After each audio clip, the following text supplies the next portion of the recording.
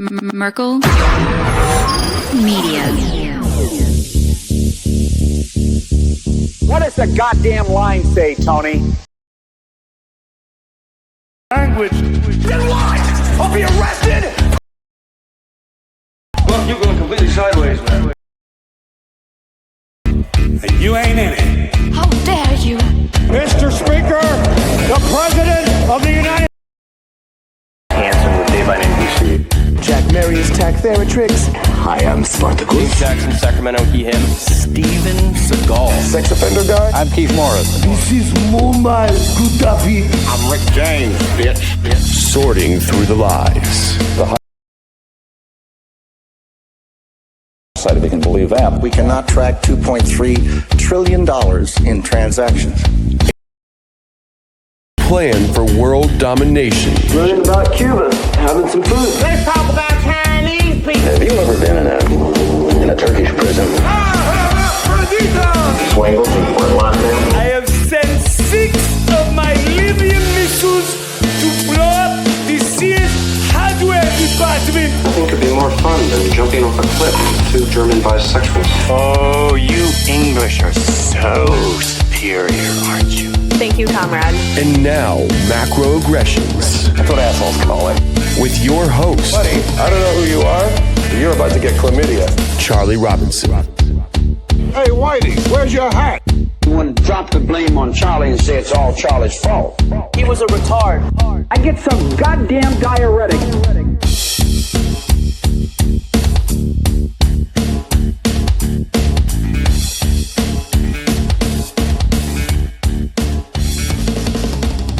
Welcome to Macroaggressions. I'm your host, Charlie Robinson. If you are watching us on Rockfin, Odyssey, Band.video, Vigilante.tv, or you're listening wherever podcasts are served, thanks a million. We appreciate the support. If you want to connect with me, the website is theoctopusofglobalcontrol.com. You can find information about books and podcasts and all that good stuff. Or if you want to follow me on Twitter, you can do so at Macroaggressions. Instagram, at Macroaggressionspod. At Macroaggressions Podcast, I think, technically. Anyway, Tony manages that. You can have some fun with him over there if you want. Hey, thanks to our sponsors that make this show possible. Chemical Free Body has been with us from the beginning.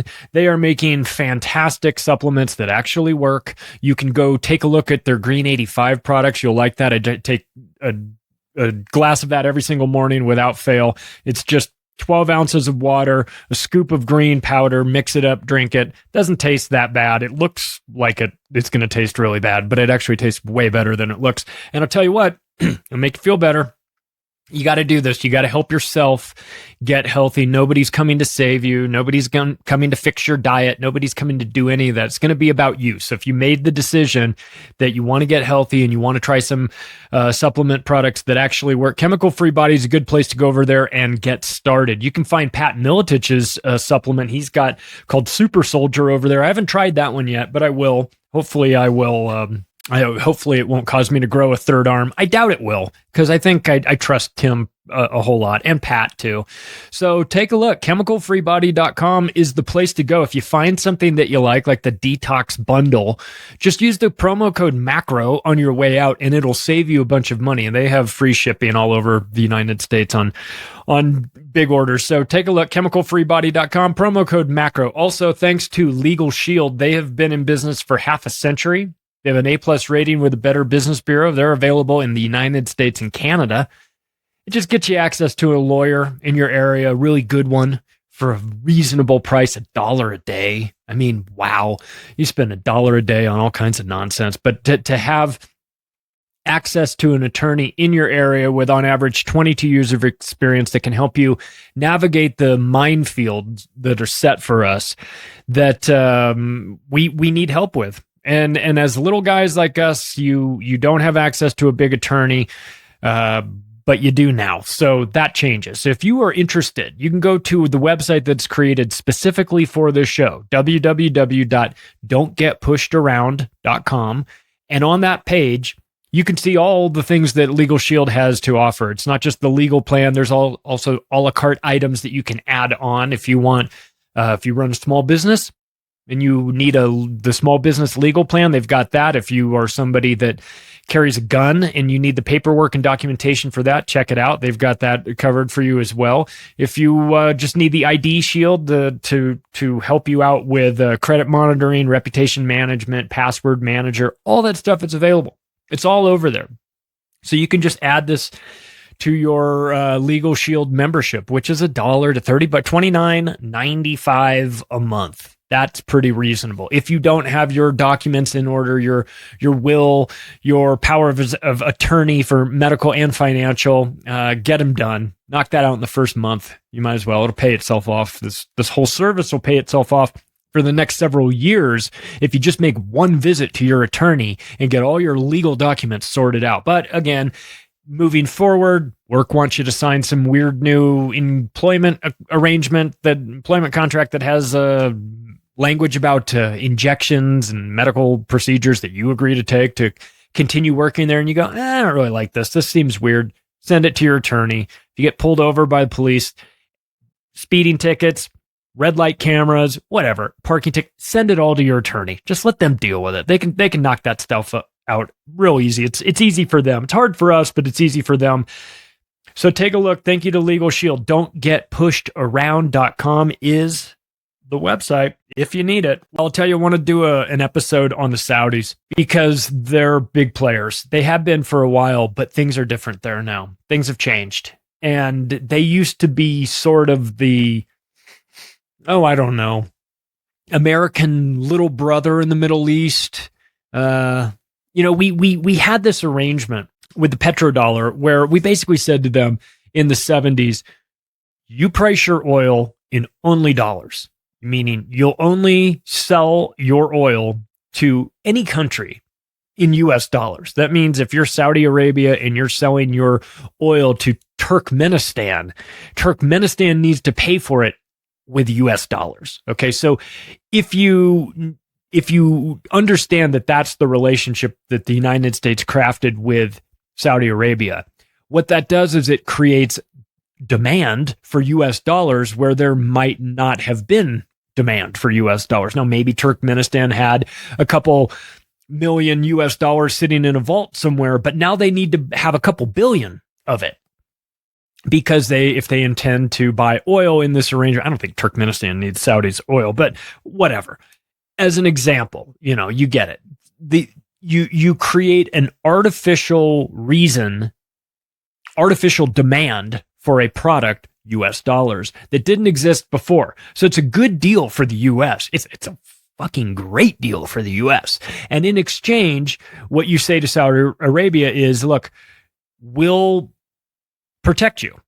You can do whatever you need to do in your region, which is a dangerous region to be in, where you're sort of surrounded by a bunch of other countries that don't exactly get along with you, maybe have some problems with your kingdom, and have related, issues that could come up in the future, and you might need our help. We're essentially your big brother that will come and stuff anybody that gets in your way into a locker and keep them there.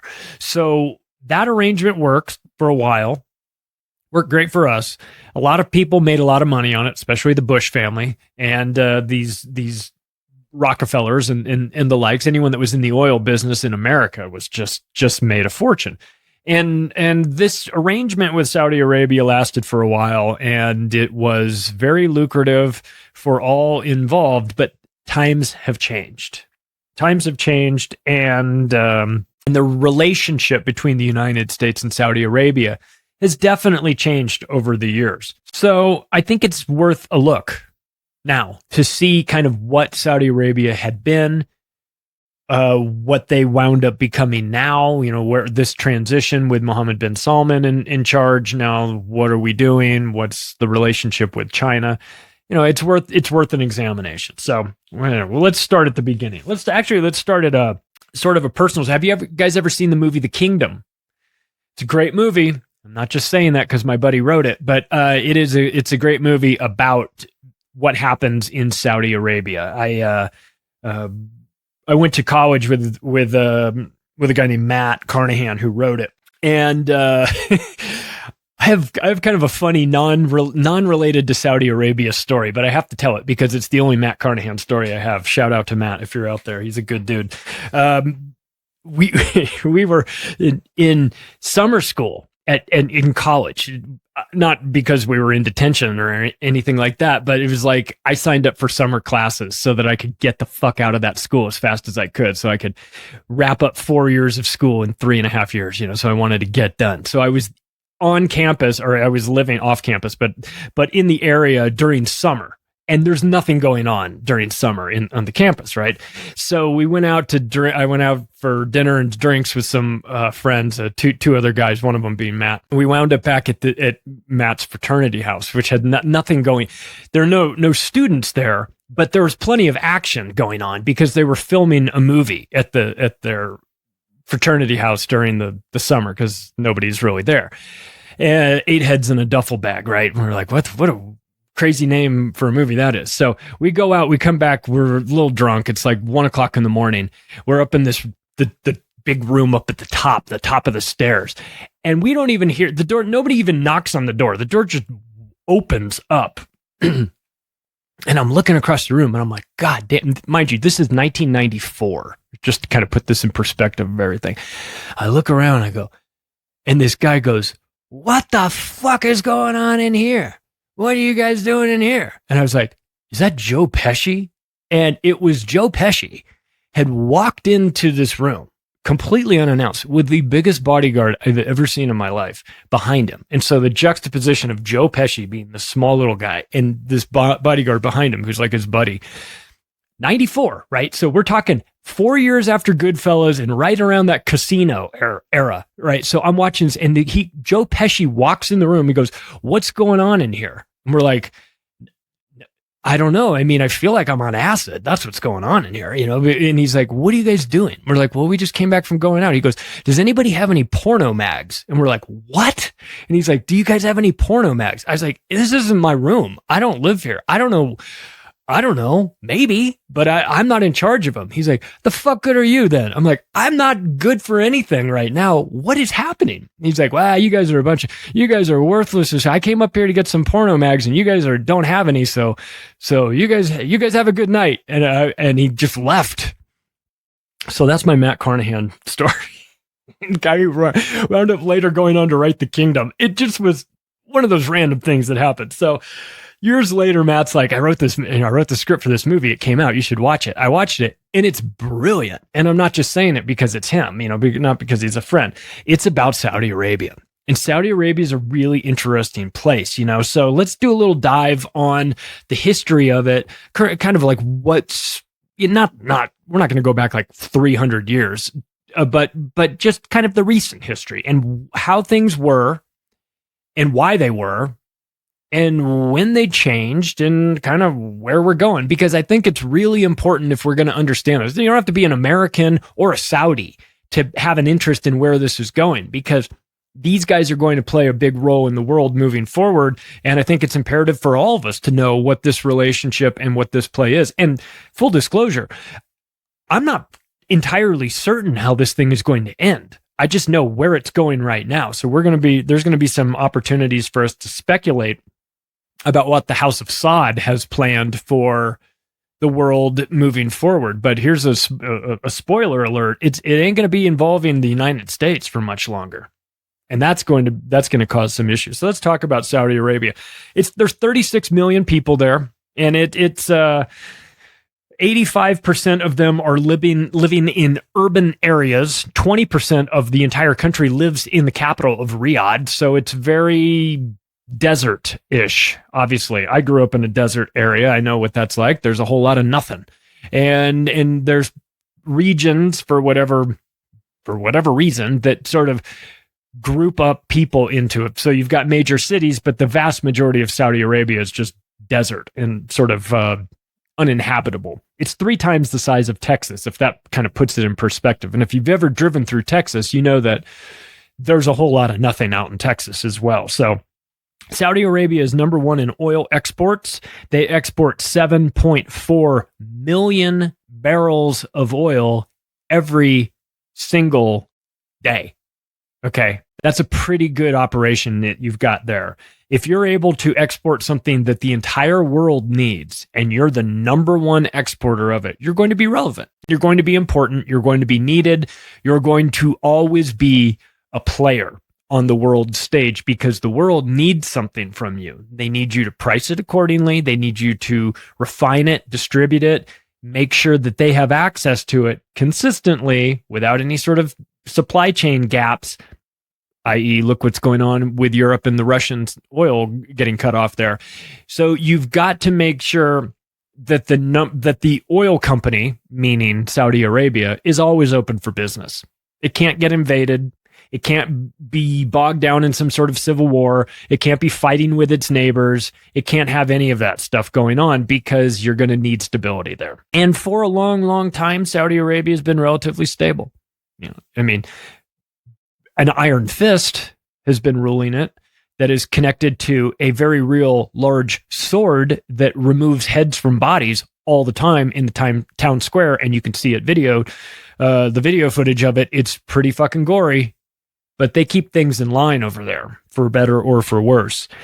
Number 2 in oil production. So number 1 in exports, number 2 in production. How much do they produce? They produce 10.8 million barrels per day. So they export 7.4 million of them, but they produce 10.8. So there's a gap there. There's a 3.4 million barrels a day that are not being exported. They're being held by the Saudis, used by the Saudis for sure, used to fuel their own operations, but also retained and held on to in case they need it. So they're also number 2 in proved reserves, which means that moving forward, they're going to be fine. Unless Joe Biden pivots to the Green New Deal, which ain't happening. But the amount of proved reserves that Saudi Arabia has is 258.6 billion barrels. Okay. So you could do the math on that. They produce 10.8, but let's just round up. They produce 11 million barrels a day, and they've got 258 billion barrels underground. So again, they're going to be fine for a while. The country itself borders Iraq, Jordan, Kuwait, Oman, Qatar, United Arab Emirates, and Yemen. And if you know what's been going on in Yemen over the last couple of years, it's been a humanitarian nightmare. And what the Saudis have done to the Yemeni people is doing to the poorest country on earth is horrible and unfortunately expected. We're not dealing with a ton of compassion in this region. Okay, let's talk about OPEC. This is really important. This is a group that. Well, look, they get talked about a little bit in the news. It's been around for a while. It started in 1960. It stands for the Organization of the Petroleum Exporting Countries, OPEC acronyms. It began with Iran, Iraq, Saudi Arabia, Kuwait, and Venezuela. And then since then, they've added additional members. There's now 13 members of OPEC officially. There's a OPEC Plus, which I guess is like CNN Plus, except it didn't go out of business and lasted more than 3 weeks and didn't cost $250 million. OPEC Plus is 10 other oil producers that joined. They joined in 2016, including Russia. Isn't that weird? Yeah, that throws a big monkey wrench in everything too. When you're supposed to hate Russia and sanction Russia and have this big problem with Russia, and it's like, yeah, but they're a member of OPEC Plus. Now, what do we want to do with them? Like, I don't know, keep that on the down low. You need the oil. So OPEC Plus produces 10 million Russia produces 10 million barrels a day as well. So you've got Saudi Arabia and Russia both producing a ton of oil every single day. So if you want to slap sanctions on Russia, that's fine, but just understand they can print money forever because they've got oil for it. And that's going to be a huge problem because if you sanction Russia and they're part of OPEC Plus, well, OPEC Plus is responsible for the production of 40% of the world's crude oil. So you're talking about the lifeblood of this planet currently. Eventually, we'll get onto something else that isn't oil. But as we stand right now, and we have to function in reality right now, oil's the thing. You know, I don't love it. I wish that we were using clean energy technology, not the bullshit stuff that Biden talks about, but the actual cleaner energy production. It would take the power away from a lot of these people, a lot of these countries, but and one day we'll eventually pivot to that. But for now, we have to deal with the current paradigm, and the current paradigm is oil. No matter how many times Kamala Harris wants to talk to you about electric school buses, and Karine Jean-Pierre wants to lie to you about how Biden's new Green Deal energy is going so well, even though California's grid shuts down during the summer and can't handle normal charging, let alone 8 million electric cars getting charged at the same time. It's a catastrophe. It's not going to happen. It's going to fall apart. And we're going to be dependent on oil for a little bit longer, whether we like it or not. So we better understand who's in charge of the oil, and that's Saudi Arabia and Russia. Okay, so by all means, Joe Biden, stop picking fights with both of them, you dumb old pedophile. So let's cut their production by 1 million barrels per day. And that really spooked the Biden administration. They freaked out, especially because they freaked out, right? But we did it, or Saudi did it right before midterm elections. And Biden put a call in or something saying, you know, you can't do this to us right before the midterm elections. This is going to make us look bad. And Mohammed bin Salman just said, take a message. I'm not talking to that old guy. Who gives a fuck what he thinks, right? They voluntarily cut their production.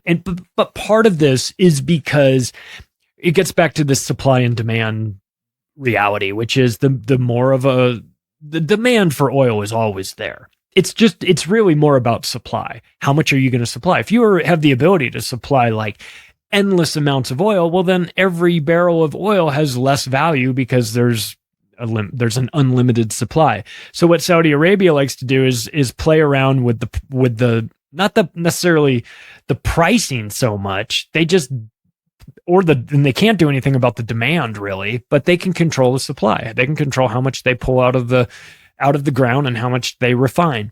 And with that, if they choose to pull out of the ground a smaller amount and refine a smaller amount, then the price of every barrel of oil will go higher because there is a smaller amount out there for acquisition. It's just basic supply and demand. The Saudis need oil to be above $80 a barrel. These are the reports that we're getting from people that know the industry. I don't know the oil industry as well as, I don't know it as well as I should. I don't know it as well as the oil experts for sure.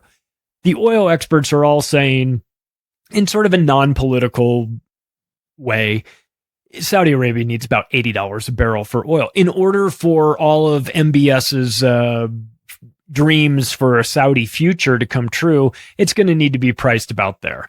Currently, it's in the low 70s a barrel. Okay, so if you understand this, they're going to need about 15%, 10 to 15% of a price increase just to get these ideas off the ground. And who's in charge of that? Well, let's get into this. Let's get into who runs the oil company in Saudi Arabia. You might be surprised because it is really the Americans. I mean, the Saudis are in charge of it all, but when it comes to the mechanics of pulling it out of the ground and refining it, the Americans were the ones that had that technology, that really brought that to the table. And the idea was to create a joint venture between the Saudis and the Americans. And they did that, called the Arabian American Oil Company, otherwise known as Aramco. Now, Aramco got on my radar when I was in high school. I was in boarding school. And the reason why it did was because the education system in Saudi Arabia ends after 9th grade, apparently. This is what I'm told. And that the American kids that grew up in Dhahran, the city where Aramco is based, had to kind of figure out what they were going to do for schooling. And so a lot of them were sent off to boarding schools in the 10th grade. That's why I know this, because at the boarding school where I was, we got a lot of Americans from Saudi Arabia, not Saudis. I never met a single person, an Aramco kid, who was Saudi. They were all American, white Americans, but they were coming from Saudi Arabia.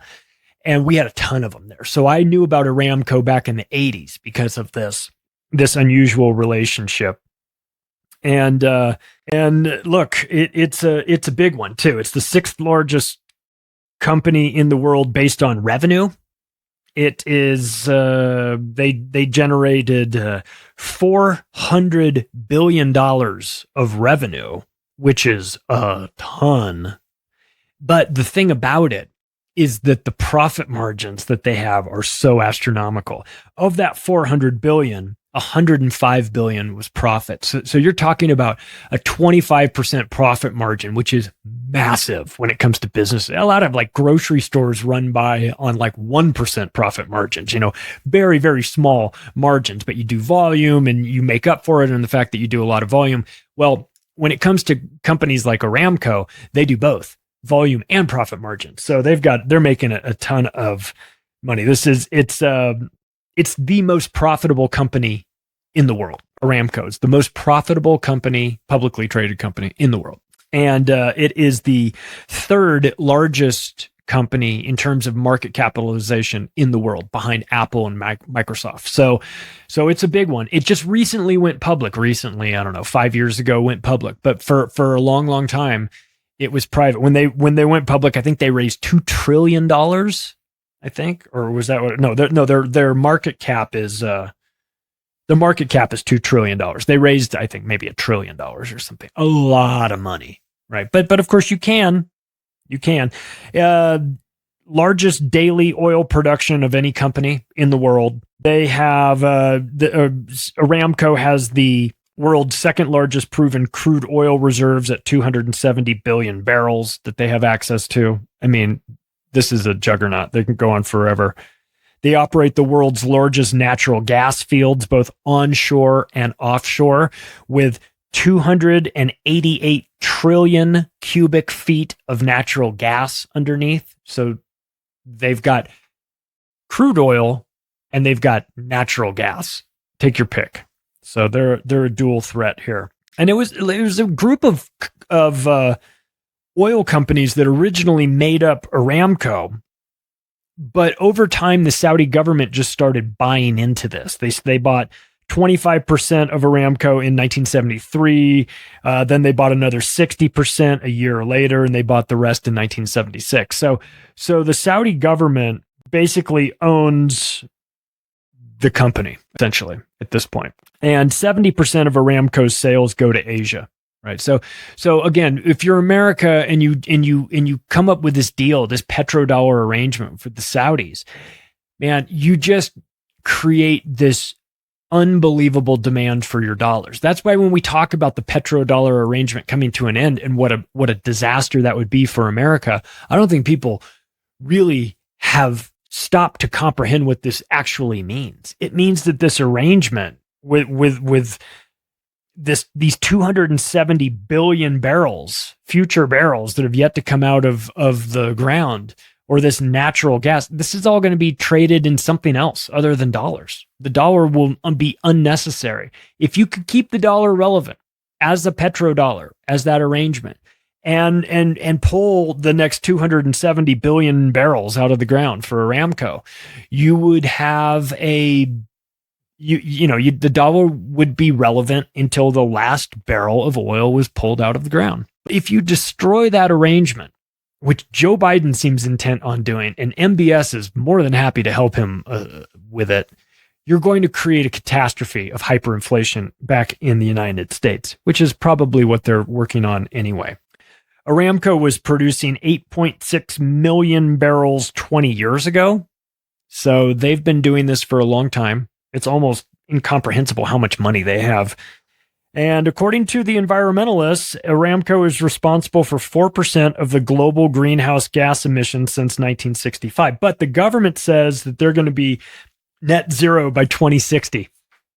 Okay, whatever. Yeah, I don't necessarily believe that that's a realistic thing. Let's talk about something else. Let's talk about the Saudi Public Investment Fund, the PIF. Now, this is a sovereign wealth fund from the Saudis that they use to take these profits from the oil industry and use them for a variety of different investments. So they have currently these numbers are so big that you throw them around and they don't even really, they sound unreal. But the Saudi Public Investment Fund, think of it like a bank account that they have to go out and invest in a variety of things to make them a little bit less dependent on oil in the future and a little bit more diversified. They have $700 billion in this account to play with. Okay. So when you hear, we're going to get into like the entertainment thing. When you hear like Live Golf being filmed, like, oh, the Saudis started this golf league to compete with the PGA and they funded it with an astounding $2 billion to get it off the ground. That $2 billion came out of an account that has $700 billion in it. So it's nothing to them. It's quite literally nothing. It's just amazing. So it's the largest sovereign wealth fund. It's $700 billion under management. They have they expect that to be $1.07 trillion under management just in 2 years. They're going to put another $300 billion into this thing. It's crazy. They're using it as an investment vehicle to pivot away from this very extraordinary opportunity that they've had geographically to just be sitting on top of oil, a resource that we've decided is worth something and used for just about everything. And this country seems to have just had the luck, and that's in air quotes, of being on top of it. You got to be careful with this luck, though, because, you attract the wrong kind of attention when you have this. So it was started in 1971 by King Faisal, who was assassinated a couple of years later. It was reborn in March of 2015 with Resolution 270, which placed the fund under the control of the Council of Economic and Development Affairs, which is important because Mohammed bin Salman is in charge of the Council of Economic and Development Affairs, and he went ahead and moved the PIF underneath that. So now he controls it. So the Sovereign Wealth Fund of Saudi Arabia is now fully under the control of Mohammed bin Salman. Okay. And this is known as the program. The program is being used to diversify away from being fully dependent on oil and gas. That's part of the program. It's described as a roadmap for the advancement of Vision 2030. Oh, 2030, you say? What a surprise. I would have never guessed that they would pick that benchmark date to start. So Vision 2030 is using funds from the program to develop public service sectors such as health, education, infrastructure, recreation, and tourism. So basically, they want to soften the hardcore religious image that Saudi Arabia has, rightfully so, and transform themselves into like the, Agenda 2030 version of Dubai. Sort of free market, weird eco-communism, you'll own nothing and you'll eat the bugs sort of thing. We're all going to live in the yellow submarine and we're not going to have oil. We're going to be green, which is weird coming from the Saudis, considering they made all their money in oil. It all just seems very World Economic Forum-ish, United Nations to me. Because of the 2030, I don't think that's a surprise. So they're diversifying away from oil, which they should, at least. I'm not saying get out of the oil business, obviously, but just diversify. You've got 40% of your GDP coming from the oil and gas industry. So it's smart strategically, but but again, this whole plan is predicated on $80 a barrel oil. So you got to get it up to $80 a barrel. Anything less than that, and you're going to be, these are all just going to be dreams instead of reality. But there's 3 parts to this Vision 2030. They say they want to make the country the, quote, heart of the Arab and Islamic worlds. Okay. I don't know what that means necessarily, but they want to make Saudi Arabia the heart of it. I guess it kind of makes sense. You've got Mecca there. You're sort of the birthplace of Islam, and it does make sense. But I think what Saudi Arabia has watched is the United Arab Emirates pivot from a very geographically small country that has a tremendous amount of oil and take those resources and say, well, let's create Dubai. Let's build out that. Let's build out Abu Dhabi. Let's build out these airports. Let's become an international hub for travel. Let's become a finance, the Switzerland of the Middle East. Let's do some things differently here. So Saudi Arabia has watched the role of United Arab Emirates over the last 20 years sort of take off, and they want in on the action. Now, of course, they've got the money to do it. So they've got this Vision 2030. Make the country the heart of the Arab and Islamic worlds, number 1. Number 2, become a global investment powerhouse, again, much like Dubai. And number 3, to transform into the hub of Africa and Eurasia. Man, dude, every time I hear Eurasia, I immediately think of Zbigniew Brzezinski talking about the global chessboard, and how Eurasia is the key to it. Afghanistan is what he was talking about specifically, but that intersection of the Middle East and Europe and Asia all coming into this one place, and Saudi Arabia wants in on the action, and so they have decided that they're going to do things a little bit differently. And they've gotten into the entertainment industry. Have you noticed this? It's been happening lately. This is clearly an MBS decision. Concerts are now happening there. Even Toby Keith played there, which is kind of weird. They have the MDL Beast Music Festival. Just don't get caught with ecstasy or don't cut your... Ronaldo just signed with Al Nassr for $214 million. Kareem Benzema signed last week for $200 million with a Saudi club.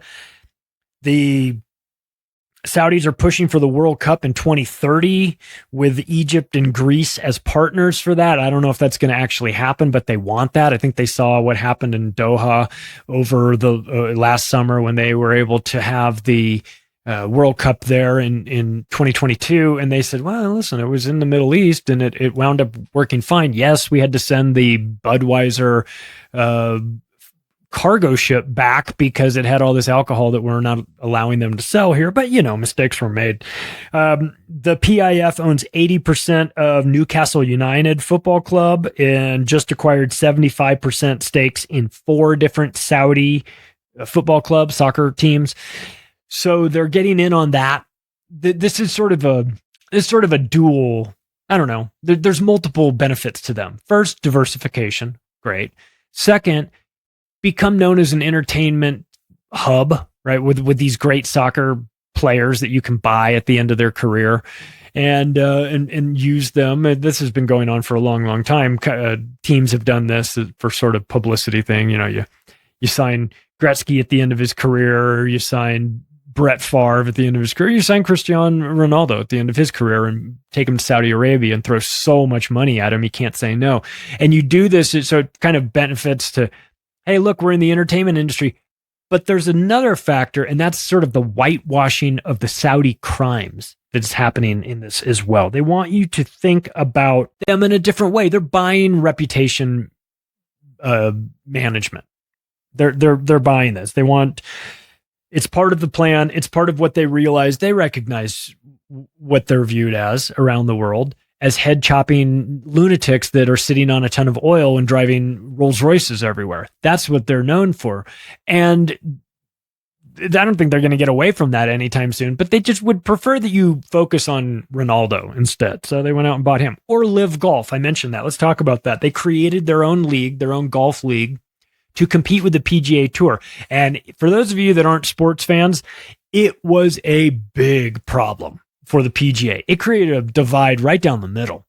And the Live Golf said, listen, I mentioned that they've got $2 billion to play with. And they said, spend this money to create the golf league that you think you'd want to, that you think would be, taking golf to the new level. It's a weird format. Some of them are teams, like golfers that are competing as a team against other teams of golfers. It's very unique. It's, in fact, I'm not even saying it's a bad thing necessarily to have a new take on golf and to play tournaments in different areas. They don't have a television deal, or the television deal they had in America was awful. It was like on the CW or something, like it's like Buffy the Vampire Slayer and then like Live Golf or something. I don't know. It was really, really shitty TV deal.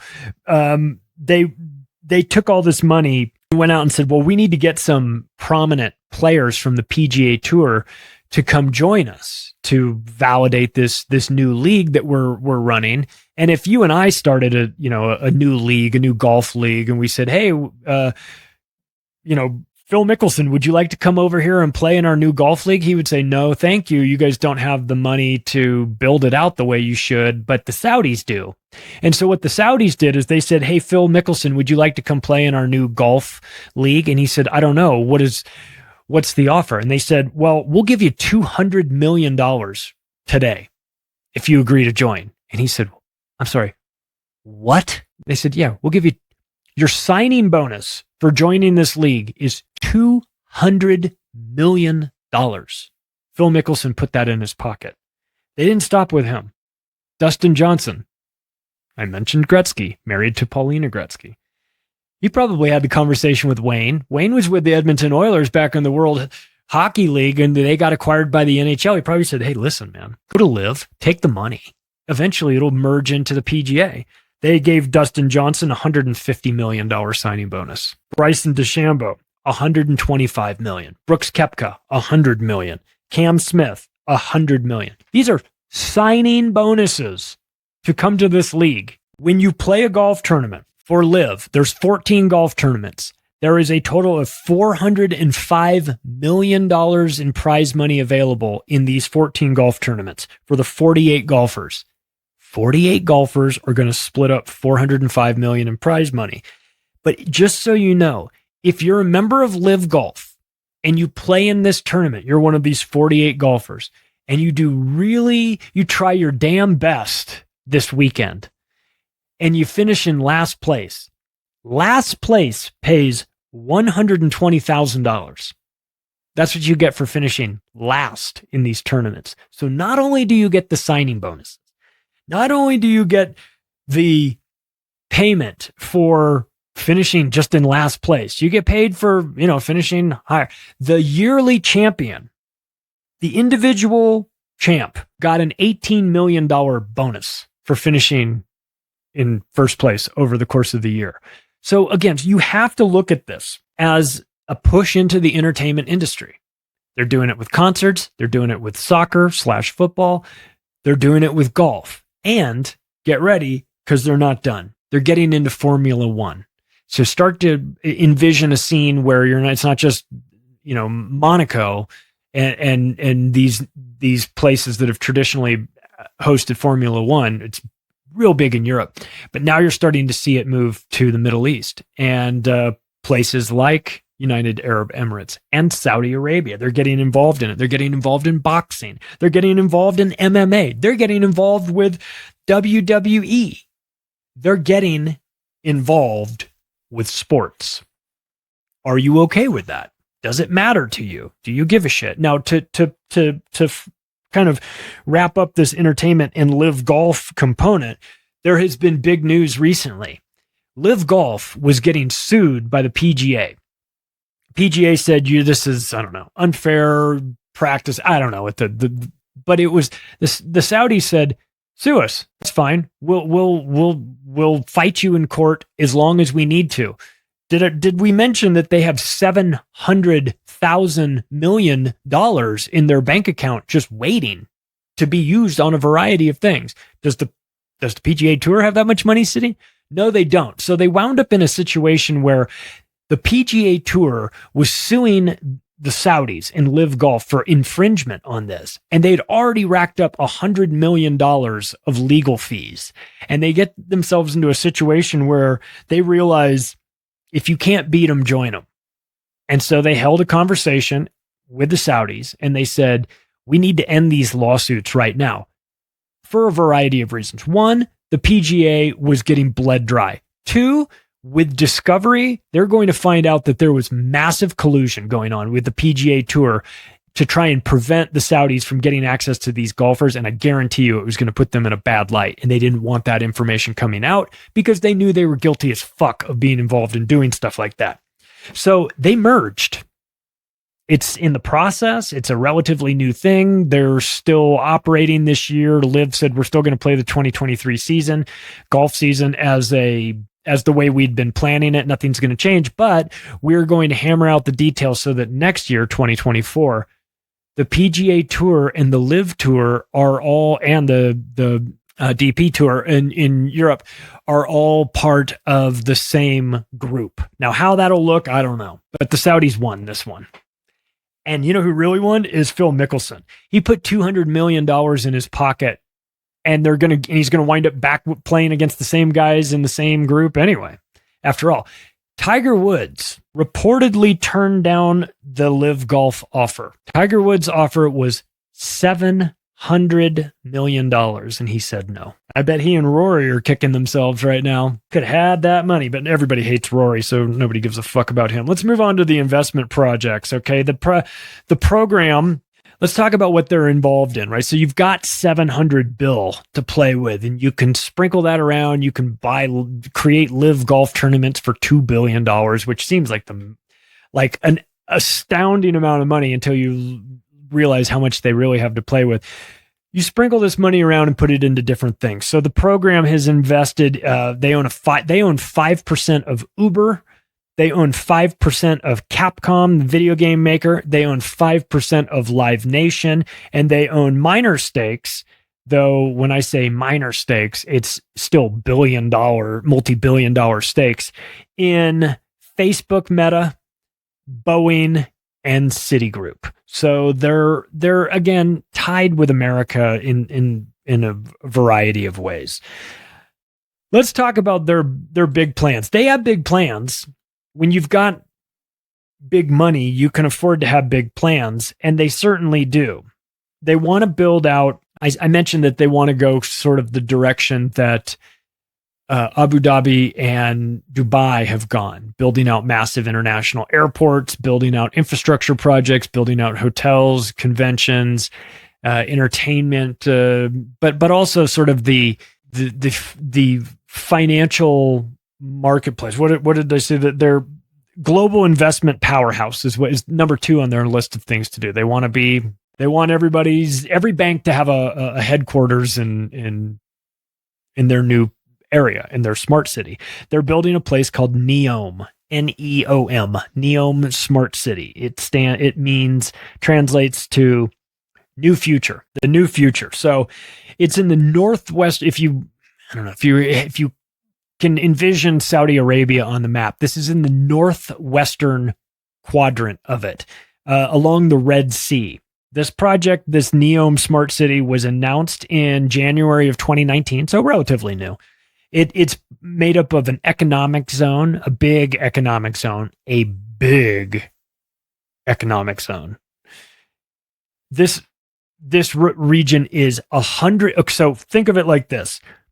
It ends at the waters. It's bordered on its western side by the Red Sea. It then extends inland 100 miles, and then down south 100 miles, and then back towards the sea 100 miles. So it makes a 10,000 square mile block, big square, that's bordered on the western side by the Red Sea. And the rest is just this, it's just desert, right? Desert that's being converted into an economic zone. And what's going to happen in this economic zone?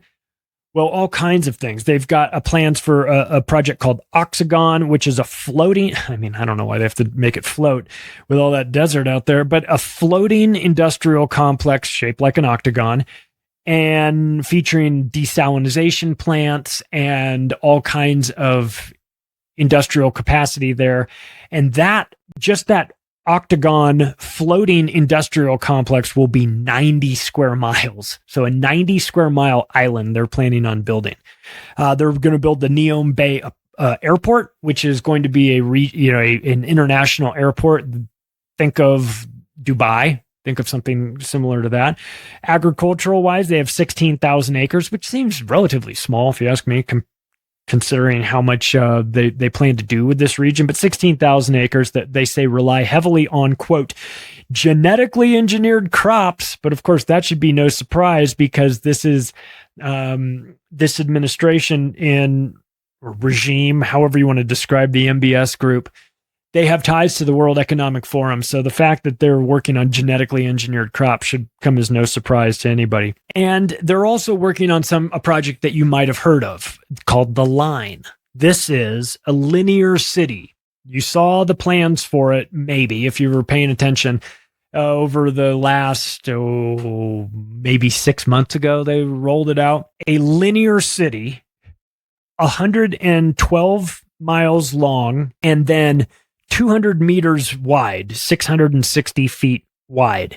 So a long building that stretches, I said 112, 110 miles.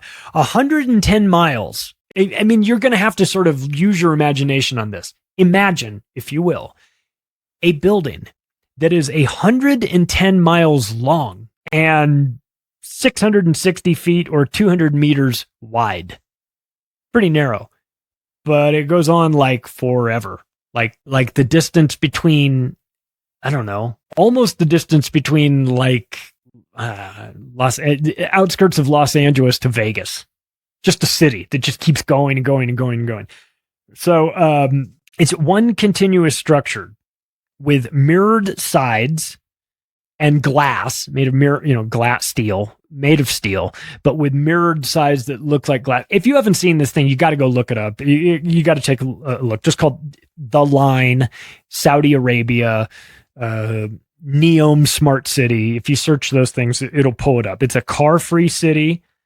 It's going to be large enough to house 9 million residents. Sorry. It's going to be a walkable, durable tube. I don't know. The whole thing sounds really dystopian, like a hellscape to me, and like a prison. And they're like, well, you're going to be free to travel this whole line. Are you though? Are you going to be free to leave it? That's my question. Can you get out once you get everybody in there? You've got 9 million people and you know where they are. Now, again, just to put this in perspective, this sounds crazy, man. Like the idea that they're going to build a 110-mile long building, like what's that going to cost? What is a 90 square mile in floating industrial complex cost? What is one of these big ass airports cost? I know they cost a lot. Like, how much money do you have to build out a structure that's 100 miles by 100 miles? Like, how much money do you have? Well, the answer is $500 billion, $500 billion. They have set aside for this. This is what they've got to work with. So the answer is they've got a lot of money. And of course, they intend to have this project generate a fortune for them as well, right? So they're not just building this just to build it. They're building this to launder money. More than likely, probably. I don't know. I just threw that in there. I'm sure there's going to be a ton of money laundering going on. It feels like an opportunity for some wonderful money washing, if you ask me. But, or I don't know, maybe we call it the Woke Belt and Road Initiative because it's got some of that same feel to it. And the Saudis are deeply involved with the Chinese. We're going to get to that in a little bit. But, it's with $500 billion, you've got a lot of money to play with, but they need it. They need it. Of course, they need the money to create these systems that they're building. The smart city is going to take like 40 years to build out, they think. And they need it to try and whitewash the crimes of Mohammed bin Salman. They need to make him seem as visionary as the former head of the United Arab Emirates, which they've written, glowing reviews about how he was such a visionary and things like that. I think, obviously distracts away from the Jamal Khashoggi ordered murder by MBS, the hit on him. So, now the Saudis really are starting to talk to people like the Iranians and the Chinese and the Israelis. And I got news for you. This would never have happened under the Bush years from 1988 to 2008, H.W. and W. Bush. There is no way in hell that the Saudis would have been putting together deals with the Iranians, the Chinese, and the Israelis while the Bushes were managing that relationship. And you know how I know? Because they were so close with the Saudis that they practically adopted one of them. Let's talk about Bandar Bush. Bandar bin Sultan Al Saud, otherwise known as Bandar Bush, a guy so close to the Bush family that they fucking adopted him. Okay? A diplomat, ambassador to the United States from 1983 to 2005. That's a long time. 83 to 2005, you've got Reagan, Bush Sr., Clinton, and Bush Jr. all in that during that time frame when Bandar Bush was the Saudi Arabian ambassador to the United States. So what do you do when you're the ambassador to the United States? Well, if you're Bandar Bush, you become an arms dealer, an influence peddler, which he was and did, and with royal family connections that he had, he was a royal himself to the Bush family, which is, in a weird way, kind of American royalty. I despise the Bush families, but I don't think the average American has an idea of how powerful the Bush family was. I would refer you back to when Rockefeller and Kissinger opened up China for American enterprise. They did so with George H.W. Bush as well. And when George H.W. Bush was involved in that, he was setting up, the reports that I heard was 5,000 industrial families set up in China. Okay. I can't confirm that. Those are the numbers that I've read. Even if it's a fraction of that, it's a lot. So the Bush family, we don't need to get into their history. Brown Brothers, Harriman, Hitler through bank with Prescott Bush. This is a powerful American family, the Bush family, and the Saudis.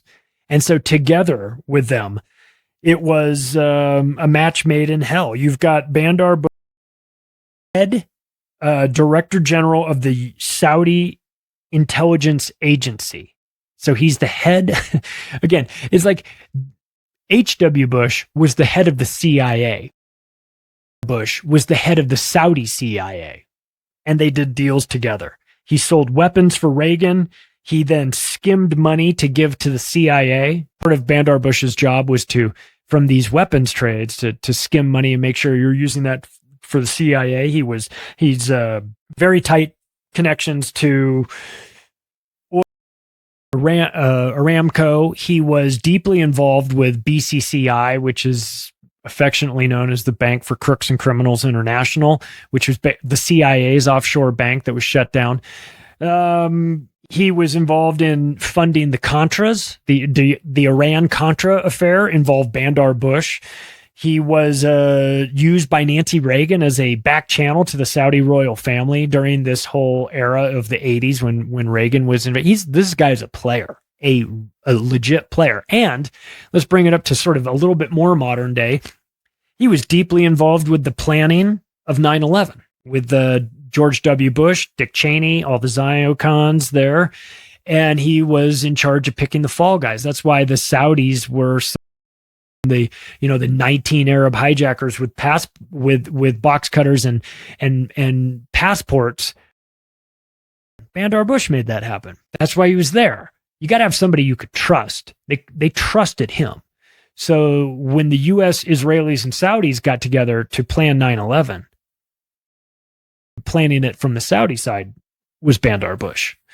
And as part of this, listen, he sold in the aftermath of 9/11. Think of what happened. Billions and billions of dollars of arms were sold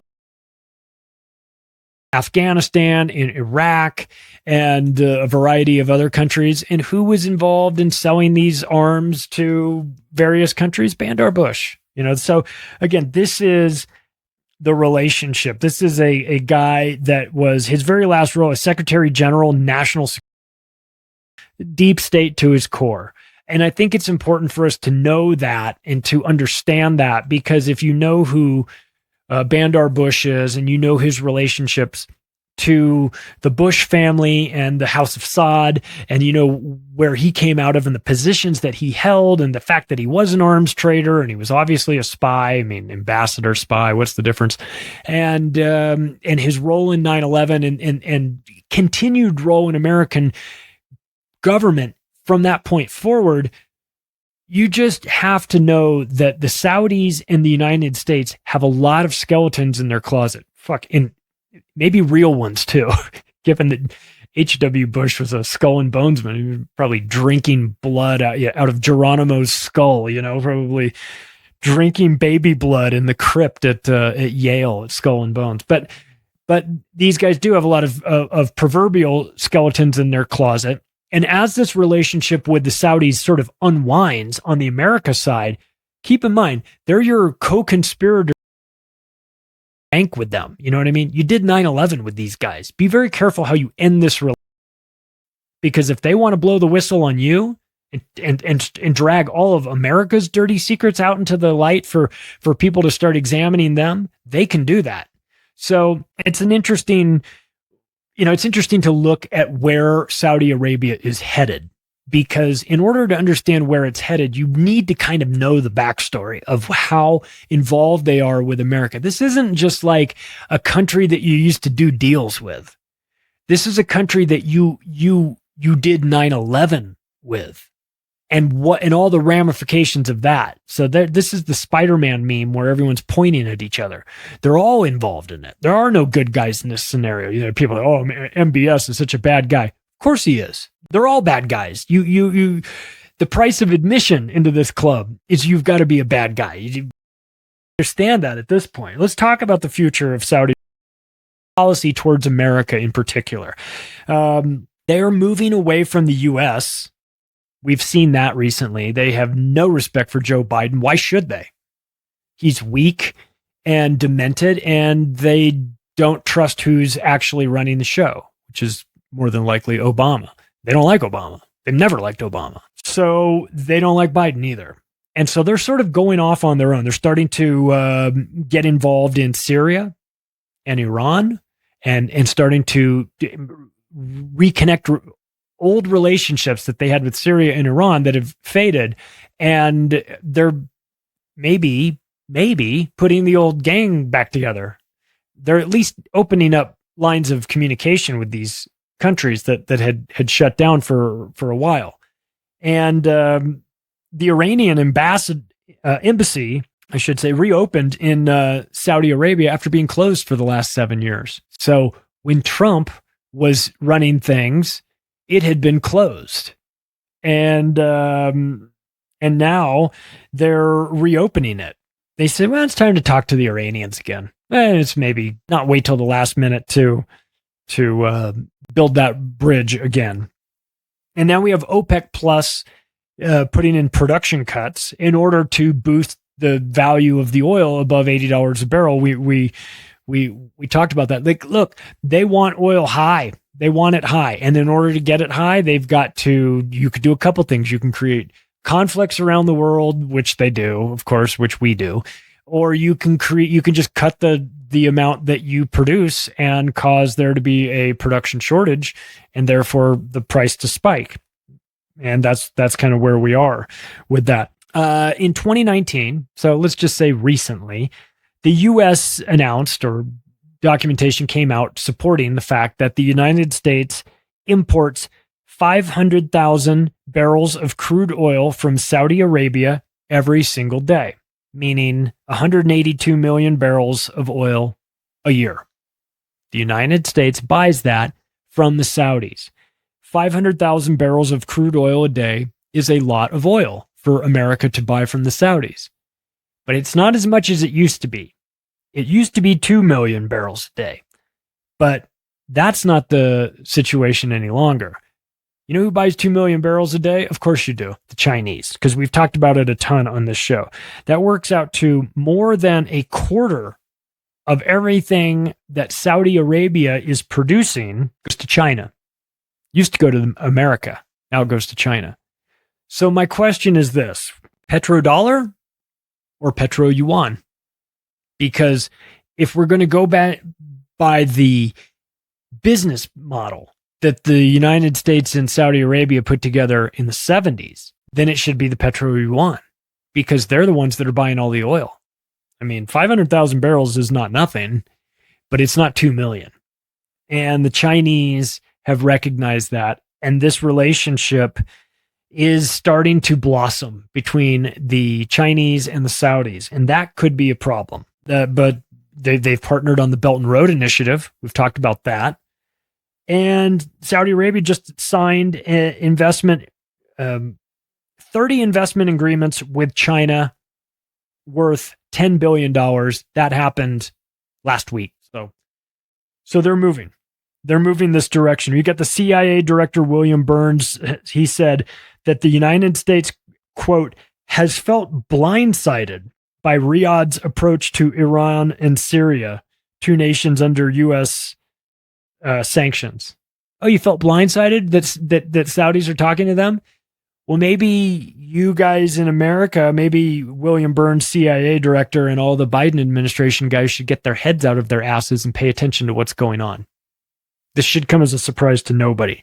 You've got Iran, China, MBS, and Russia all talking, all working together. I'm telling you, there's a future for Saudi Arabia that's going to look very different, but they're going to have to be careful with how they unwind themselves from this arrangement. This is like those surgeons that are very specialized at untangling brain aneurysms. And if you make one mistake, the patient dies, and you can't do that. So this relationship between the Americans and the Saudis had been brewing and had been a working relationship for a very, very long time has turned recently. And that has implications for a lot of people. And look, if you were curious to know what Saudi Arabia is up to with regard to all of these things that they're interested in, I'll leave it with this one little tidbit. Jeffrey Epstein had a Saudi passport. I'm just saying. Hey, fist bump, everybody, just like Biden. If you like this episode, you can take the additional step right now of sharing it with your friends and family. You can reach out to me through the website, theoctopusofglobalcontrol.com. You can follow me on Twitter @macroaggressions. Thanks, everybody. I'll talk to you again soon.